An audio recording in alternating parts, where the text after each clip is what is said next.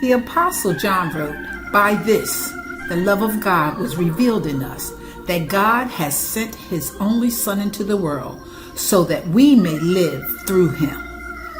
And live through him has been the work and zeal of Bishop Aretha Morton for more than 62 years.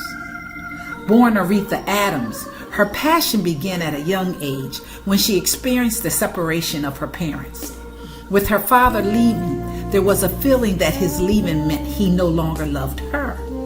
One day, Aretha went to church, and as the song rang out, "Yes, Jesus loves me," her whole perspective changed. From that point forward, she felt the love of Christ and fell in love with Christ. The more she fell in love with Christ, her passion and thirst for others to know and experience his love grew. Aretha wanted everyone to know and feel the love of Jesus as she did. Aretha was no stranger to crowds and speaking. In fact, at age 9, singing at the Walnut Street Y, she received a standing ovation. Knowing and understanding the call on her life, Aretha moved from the Ezion United Methodist Church to the Tabernacle Baptist Church. By 1959, Miss Adams preached her first sermon. And mind you, as in most all professions, but especially in the church across denominations, women were prohibited from preaching and pastoring. It was literally taboo to allow any woman to preach the gospel in a pulpit, let alone pastor a church.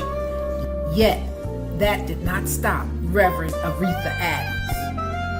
Now 83, Bishop Morton has been a community leader and pastor for over 62 years. To hear Bishop tell it, God is the one to tell her to do this, and God will be the one to tell her not to do this.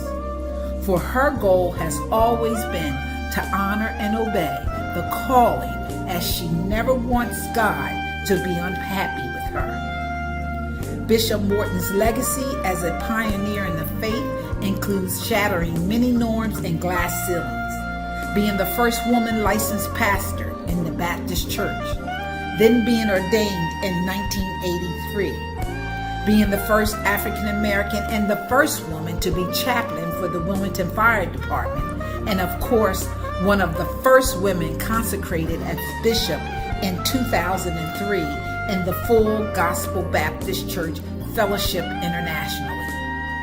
In fact, the book titled Shattering the Stained Glass Window, where she is featured, was inspired by her story.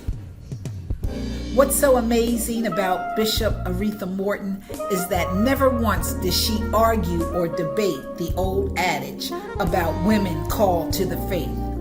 Instead, she always demanded respect, and her calling and office garnered her godly authority.